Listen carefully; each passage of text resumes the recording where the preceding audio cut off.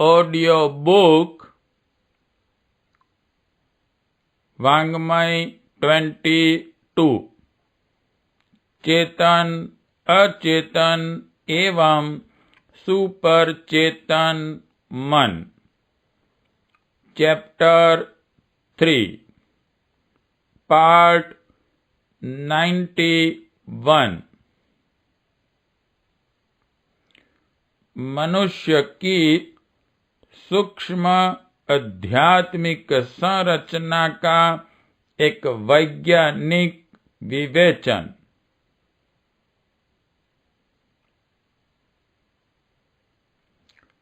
प्रकृति का अंतराल अपार विद्युत संपदा से भरा हुआ है।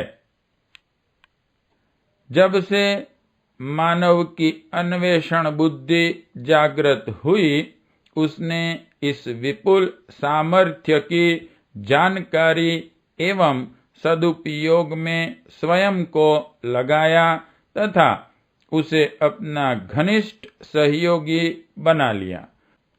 वैज्ञानिक बताते हैं कि पृथ्वी की तह और वायुमंडल के आयनोस्फीयर्स के मध्य लगभग 3 लाख वोल्ट की शक्ति का धन विद्युत विभव है। इसकी तुलना में पृथ्वी उतनी ही ऋण विद्युत से युक्त है।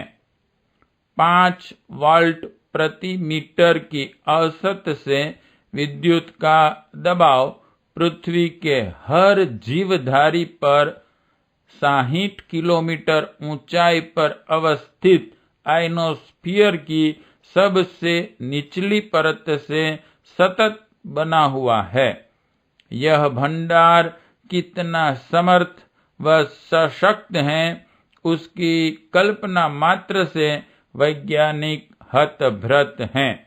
यह भी एक सर्वविदित तथ्य है कि मानवीय काया एक अच्छी विद्युत वाहक है। उल्लिखित विद्युत दबाव मानव शरीर में एक विद्युत धारा को प्रवाहित करता है, जिसका सूक्ष्मतम उपकरणों द्वारा मापन भी कर लिया गया है और यह लगभग 10 पर ऋण 16 धातु एम्पियर सेकंड प्रति वर्ग सेंटीमीटर बैठती है। मोटे अनुमान से लगभग 10 पिको एम्पियर की ताकत इंटू ब्रैकेट 1 एम्पियर का 1 अरबवां भाग ब्रैकेट कंप्लीट का यह विद्युत प्रवाह नगण्य सा दिखाई पड़ता है, पर वस्तुतः तथ्य कुछ और ही है। यह कितना सामर्थ्यवान हो सकता है, इसकी चर्चा करने से पूर्व मानवीय काया के कुछ अदृश्य सूत्रों की मोटी रूपरेखा जान लेना समीचीन होगा।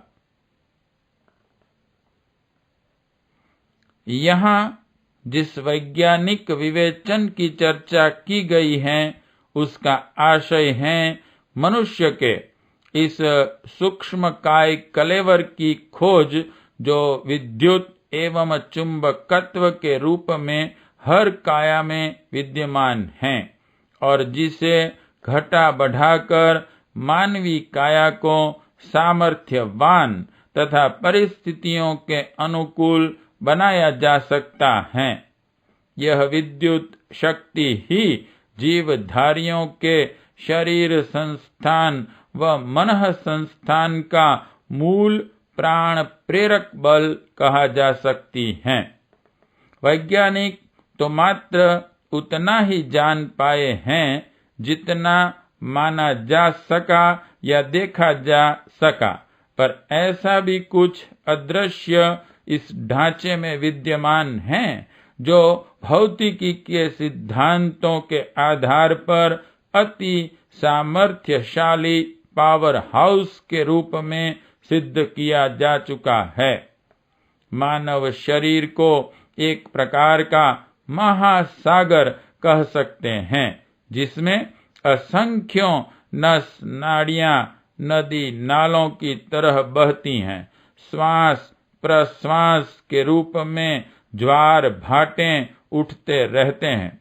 अब तो समुद्र में उठने वाले साइक्लोन्स व ज्वार भाटों से भी विद्युत उत्पन्न करने की तकनीक खोज कर ली गई है, परंतु मानव शरीर 1 मिनट में 15 से 15 बार जो श्वास प्रश्वास लेता निकालता रहता है, उससे वायुमंडल से विद्युत आयनों का अंदर प्रवेश एवं उसके शक्तिशाली विद्युत संचार के रूप में सारे शरीर में प्रवाहित होने की जानकारी पुरातन काल से मनुष्यों को है। मस्तिष्क रूपी जनरेटर और हृदय रूपी विद्युत उत्सर्जन केंद्र मिलकर जिस स्तर की ऊर्जा उत्पन्न करते हैं, वह सारे जीव कोशों में समान रूप से प्रवाहित होकर कुछ स्थान विशेष पर प्रचुर मात्रा में विद्यमान पाई गई है। इस सूक्ष्म स्तर की विद्युत व चेतन स्तर की प्राण सत्ता का जब मिलन संयोग होता है, तो वही समन्वित स्वरूप व्यक्ति विशेष के आसपास परिलक्षित होने वाले आकर्षण क्षेत्र के रूप में प्रकट होता है। यह एक सुविदित तथ्य है कि जहाँ विद्युत धारा प्रवाहित होती है, वहाँ चुंबकीय क्षेत्र का निर्माण होता है। इस चुंबकीय क्षेत्र को ऑरा या तेजो वलय नाम से पुकारते हैं। यांत्रिक दृष्टि से तो चुंबक शब्द से सामान्य अर्थ लोहे के कणों को आकर्षित करने वाले चुंबक से किया जाता है, जिसे मैग्नेट कहते हैं। पर उसकी चर्चा जब जीवधारियों के संदर्भ में होती है, तो उसे ऐसी सचेतन विद्युत के अर्थ में प्रयुक्त करते हैं जो न केवल पदार्थ परमाणुओं को वरन वातावरण में अपने प्रवाह को फेंकती और सजातीय जीवधारियों को भिन्न भिन्न प्रकार से प्रभावित करती पाई जाती हैं। यदि इस आणविक ऊर्जा प्रवाह तथा चेतना में संव्याप्त प्राण तत्व के सम्मिश्रण से उत्पन्न ब्रह्म वर्चस्व की सामर्थ्य को किसी प्रकार मापा जा सके, तो यह मानवीय सत्ता की सबसे सशक्त विभूति संपदा कही जा सकती है। आध्यात्मिक भाषा में जिसे तेजो वलय कहते हैं और योगियों देव पुरुषों के आसपास जो इस स्तर का चुंबकत्व पाया जाता है, वह वैयक्तिक चुंबकत्व विचार शक्ति के माध्यम से अपने ऊपर संपर्क क्षेत्र में तथा समस्त ब्रह्मांड में उत्पन्न होने वाले संक्षोभों के आधार पर अनुभव किया जा सकता है। इसी शक्ति के सहारे अतीन्द्रिय क्षमताएं उभरती हैं और ब्रह्मांडीय चेतन प्राण प्रवाह के साथ संपर्क मिलाते हुए सूक्ष्म जगत की गतिविधियों को समझ सकना संभव हो पाता है। ब्रह्म की अंशधर जीव सत्ता का चिंतन परक तथा संवेदनात्मक गतिविधियों का उभार एवं अवसाद इसी प्राण शक्ति पर निर्भर हैं, जो अपने सूक्ष्म रूप में प्राण प्रवाह का स्वरूप लेकर जीव कोशों उत्तकों से लेकर मस्तिष्क सुषुम्ना से स्नायु सिनेप्सों तक तथा एंजाइम केमिकल्स के रूप में ग्रंथि उपत्यकाओं तक इसी प्रकार संव्याप्त हैं जैसे समुद्र में घुला नमक। इस प्राण शक्ति की प्रखरता ही शरीर में चारों ओर विस्तरित होकर मनुष्य को ओजस्वी बनाती है। मनः संस्थान में गतिमान होने पर उसे मनस्वी तथा अंतःकरण में सक्रिय होने पर मनुष्य को तेजस्वी बनाती है। ऐसे व्यक्ति जिसमें तीनों ही काया के स्तर समुचित रूप से प्रभावित हो सक्रिय होते हैं, अपने आत्म तेज से समीपवर्ती वातावरण को भी प्रभावित करते हैं। इन आत्मबल संपन्न व्यक्तियों के समीप आने पर एक विचित्र सा आकर्षण खिंचाव प्रतीत होता है। उनकी आंखों, वाणी, चेहरे की भाव भंगिमाओं, हाथों, उंगलियों से मानो ऊर्जा का प्रवाह निरंतर गतिशील बना रहता है। महामानव, ऋषि, देवदूत, अवतारी महापुरुष ऐसे ही होते हैं। उनके समीपस्थ वातावरण ऐसा बन जाता है कि व्यक्ति नजदीक आने पर अपने अंदर भी उत्कृष्टता के भाव बढ़ते अनुभव करता है। इसके विपरीत अपराधी, छली, द्विमुखी व्यक्तित्व वाले, हीन, निषेधात्मक चिंतन प्रधान, कामुक, लंपटों के चेहरे शरीर से एक अलग प्रकार का विकर्षण करने वाला (रिपलिंग) प्रवाह निःसृत होता है। ऐसे व्यक्तियों से दूर रहने को ही मन करता है। साथ ही आसपास का वातावरण तक वे अभिक्षिप्त बना डालते हैं। यह सारी मानवीय विद्युत चुंबकत्व प्राण प्रवाह से युग्म की न्यूनाधिकता की ही परिणति है। यह एक अकाट्य तथ्य है कि हर व्यक्ति अपने इस चुंबकत्व को, ब्रह्म वर्चस्व को साधना उपचारों के माध्यम से बढ़ाते रह सकता है। शरीर में सतत प्रवाहित इस प्राण प्रवाह का ही कमाल है कि व्यक्ति स्वयं को समर्थ आत्मबल संपन्न अनुभव करता है। मानवीय अंतराल की इस सूक्ष्म संरचना की जानकारी व कैसे इस प्रवाह को बढ़ाया जाए, इसका अध्यात्म शास्त्र के ग्रंथों में विशद रूप में विवेचन किया गया है। ओजस, तेजस, वर्चस को उभारने की विद्याओं का ही साधना उपक्रमों के माध्यम से उहापोह किया जाता है। ध्यान योग, क्रिया योग, प्राण योग इत्यादि की साधनाओं के माध्यम से जिन उपचारों का वर्णन व साधकों का मार्गदर्शन प्रस्तुत विशेषांकों में किया जा रहा है, वे इस आध्यात्मिक काय कलेवर की क्षमता मानवीय चुंबकत्व के संवर्धन से ही संबंधित हैं।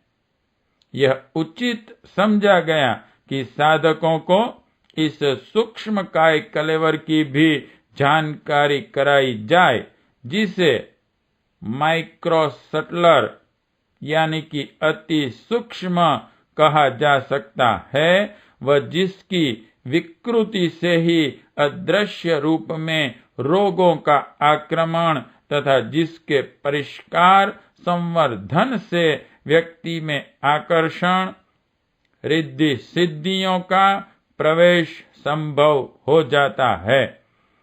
यह सारी आध्यात्मिक संरचना पूर्णतः विज्ञान सम्मत हैं। सारे भौतिकीय व गणितीय प्रमाण इसकी पुष्टि भी करते हैं। भूमंडल पर बैठा मनुष्य वातावरण से न जाने क्या क्या अदृश्य प्रवाह ग्रहण करता व उन्हें विसर्जित करता रहता है।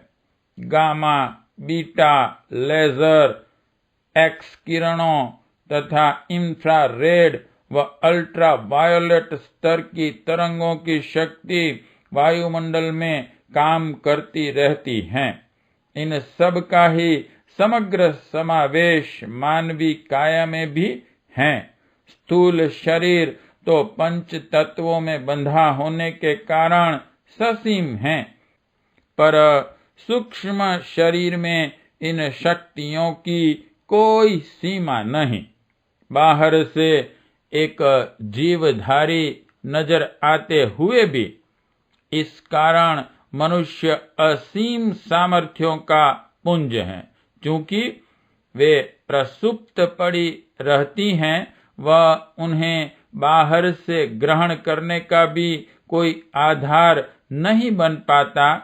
सामान्य जन इस शक्ति स्रोत का लाभ नहीं उठा पाते।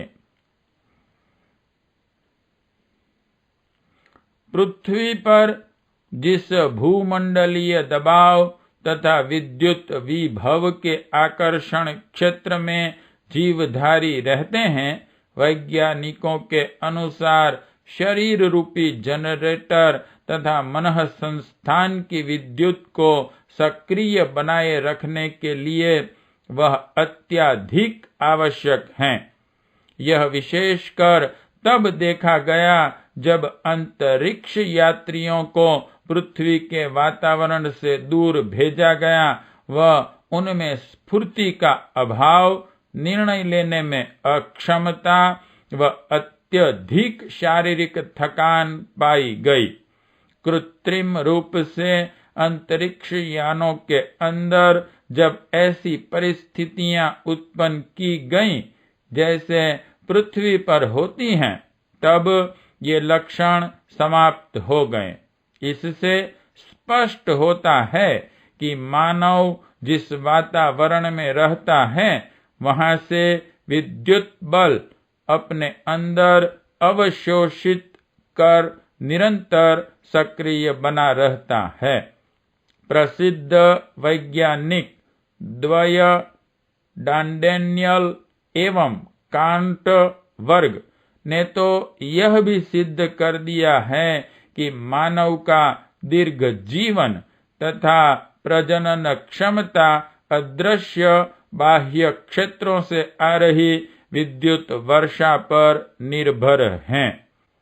आज के आधुनिक युग में आयुष्य कम होने व नपुंसकता बढ़ने का कारण वे वातावरण की विद्युत सत्ता में कमी व मनुष्य की कृत्रिमता को अपनाने के कारण जो कुछ भी उपलब्ध हैं, उसे ग्रहण करने में अक्षम बताते हैं। इस विशाल विद्युत संधारक को, जिसके मध्य हम सब बैठे हैं, वैज्ञानिक ग्लोबल कैपेसिटर कहते हैं। यह शांत नहीं बैठा रहता, वरन उसमें प्राकृतिक हलचलें व विद्युत स्खलन निरंतर होता रहता है। इस कंपेसीटर से जो तरंगे निस्तृत होती हैं, उनकी मूल आवृत्ति लगभग 7 से 8 तरंगें प्रति सेकंड होती हैं। वे पृथ्वी सतह तथा आइनोस्फीयर के बीच निरंतर गुंजायमान होती रहती हैं। इन तरंगों को शूमैन रेजोनेंस कहते हैं और यह एक अद्भुत साम्य है कि हमारे मस्तिष्क की विद्युत तरंगें इनसे हर गुण में मिलती जुलती हैं। एक ही आवृत्ति फ्रीक्वेंसी पर दोनों चलायमान हैं। श्री R.A. वेद ने तो अपनी पुस्तक दी सर्कैडियन रिम्स ऑफ मैन में यहाँ तक सिद्ध कर दिया है कि मनुष्य के रिदम यानी कि क्रियाकलाप विद्युतीय क्षेत्रों और विद्युत चुंबकीय तरंगों से विशेष रूप से प्रभावित होते हैं तथा आसपास के वातावरण को अपने अंदर चलायमान इन हलचलों से प्रभावित करने में भी पूर्णतः सक्षम होते हैं। इसके अतिरिक्त मनुष्य जिस धरती पर रहता है, उसके गर्भ में एक प्रचंड प्रभावशाली विद्युतीय शक्ति क्षेत्र पाया गया है। प्रति वर्ग सेंटीमीटर 1 एम्पियर के लगभग प्रवाहित यह शक्ति धारा सारे पृथ्वी क्षेत्र में कुंडलाकार व्याप्त होने के कारण कई गुना हो जाती व चुंबकीय विद्युतीय तूफानों का रूप ले लेती हैं और मानवीय काया के हर अंग अवयव को जीव कोशों, रक्त कोशों तथा चक्र उपत्यकाओं को प्रभावित करती हैं। रूस में इस दिशा में परामनोवैज्ञानिक शोधों ने बताया है कि अतीन्द्रिय क्षमता का जागरण बहुत कुछ अपने अंदर के प्रवाह का इस चुंबकीय धारा से साम्य बिठाना संभव है। ऊपर वर्णित गूढ़ वैज्ञानिक विवेचन का सार समझने का प्रयास करें तो हम कुछ निष्कर्षों पर पहुंचते हैं। ब्रह्मांड में इलेक्ट्रोमैग्नेटिक सत्ता विद्यमान है जो ग्रह नक्षत्रों की भ्रमणशीलता और आकर्षण शक्ति के उभय पक्षीय प्रयोजन तो पूरा करती ही है, साथ ही अणु जगत की हलचलों के लिए भी जिम्मेदार होती हैं। ईथर के ब्रह्मांड व्यापी महासागर पर इसी विद्युत चुंबक का आधिपत्य छाया है। यह जड़ शक्ति नहीं है वरन प्राण शक्ति का प्रवाह है। अणु परमाणुओं की संरचना व गतिविधियों के रूप में हर जीवधारी के अंदर वह दृश्यमान होती हैं। यह प्राण एक चेतन ऊर्जा है जो मनुष्य में काय के इर्द गिर्द फैली दिखाई देती है। इसे ही तेजो वलय कहते हैं। विश्वव्यापी महाप्राण के वैभव भंडार से हर जीवधारी अपनी अपनी पात्रता के अनुसार इसे पाते रहते हैं। यह मानव के लिए ही सहज संभव है कि वह प्रयत्न करें, उत्साह संजोएं और संकल्प बल के माध्यम से इस समष्टिगत प्राण प्रवाह को अधिकतम अपने अंदर खींच सकें। इस प्राण या प्राण चुंबक को काया में प्रविष्ट कर कैसे प्रयोग किया जाता है, उसे जानने से पूर्व मानवीय काया की संरचना का भी थोड़ी जानकारी ली जाए। मनुष्य शरीर लगभग 75,000 अरब कोषों का समन्वय है।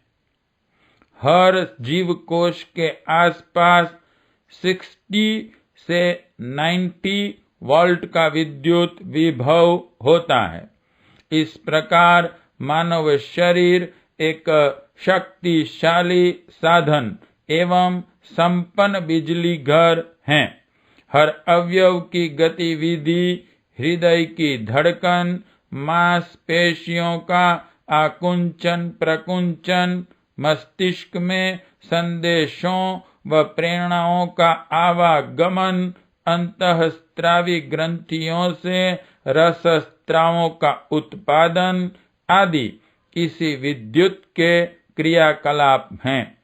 वैज्ञानिक बताते हैं कि प्रत्येक मनुष्य अपने वायुमंडल से ऋण विद्युत आयनों को श्वास द्वारा सोखता रहता है। ये आयन (विद्युत आविष्ट कण) रक्त के माध्यम से शरीर के सभी भागों में फैलकर समस्त ऊतकों और कोशों को ऋण विद्युत से संतृप्त कर देते हैं। ये विद्युत आयन त्वचा से निष्कासित हो वातावरण में फैल जाते हैं। इस प्रकार वैज्ञानिक फ्रेड ब्लेस के अनुसार शरीर में एक विद्युत चक्र सतत चलता रहता है। सुषुम्ना को वैज्ञानिक स्थायी विद्युत द्विध्रुव केंद्र (परमानेंट इलेक्ट्रिक डायपोल) मानते हैं। इसका निचला भाग जो मूलाधार चक्र में अवस्थित है कॉडा इक्वाइना स्थित ऋण विद्युत आवेश युक्त तथा ऊपरी सिरा सहस्त्रार सेरिब्रम स्थित धन विद्युतधारी हैं। असामान्य स्थिति में यह प्रवाह नीचे से प्रबल होकर उल्टी दिशा में अर्थात ऊपर की ओर ऊर्ध्वगमन करता बह सकता है। वह मस्तिष्क को सतत जागृत व अति सामर्थ्यवान बनाए रख सकता है। वैसे सामान्यतः जीवधारियों में इसका प्रवाह ऊपर से नीचे होता है। मात्र मनुष्य को यह सुविधा प्राप्त है कि वह प्राण प्रवाह विद्युत केंद्रीकरण के माध्यम से लोअर पोल को सशक्त बनाकर अपने प्रवाह को क्षरण से रोककर ऊर्ध्व गमन की ओर दौड़ा दें। वैज्ञानिकों का चिंतन अभी इस विषय में और भी संभावनाओं को लेकर गतिशील हैं और अध्यात्म विज्ञान तो इन मान्यताओं को पहले से ही प्रतिपादित करता आया है कि ओजस का संग्रह किया जाता है, वह यही मनः शक्ति संकल्प बल को बढ़ाकर मनुष्य के तेजो वलय को प्रभावशाली बना देता है। यह ऑरा और कुछ नहीं त्वचा से, आंखों से, वाणी से, सतत प्रवाहित होते रहने वाला विद्युत प्रवाह ही है। शरीर में कुल मिलाकर 1,00,000 वोल्ट प्रति सेंटीमीटर का विद्युत दबाव होता है।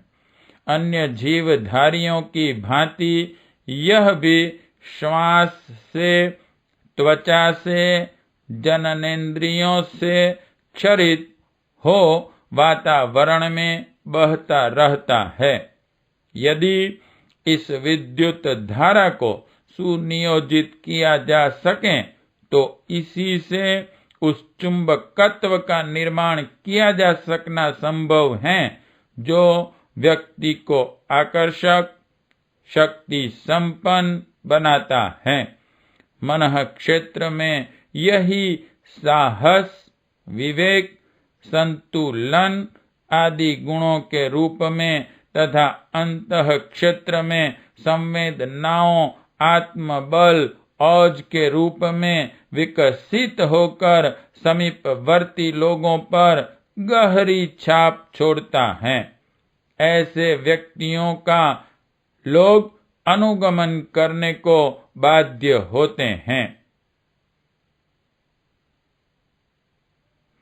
ध्रुवीय प्रदेशों में जिस प्रकार चुंबकीय तूफानों का प्रकाश ऑरोरा बोरियलिस के रूप में छाया रहता है, उसी प्रकार महापुरुषों का चुंबकत्व विद्युत ऊर्जा के प्रकाश वलय के रूप में उनके चतुर्दिक व्याप्त रहता है। यह प्रकाश वलय भी आंतरिक चुंबकत्व व विद्युत प्रवाहों के अनुरूप भिन्न भिन्न होता है।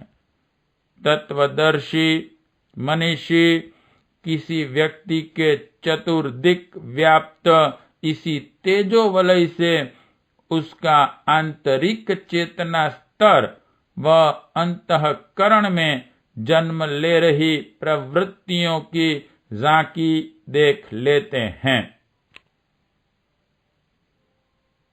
ब्रह्म तेजस संवर्धन की इस विद्या को और विस्तार से समझने के लिए आध्यात्मिक काय कलेवर के सूक्ष्म पक्ष को अभी और भी खोलना है।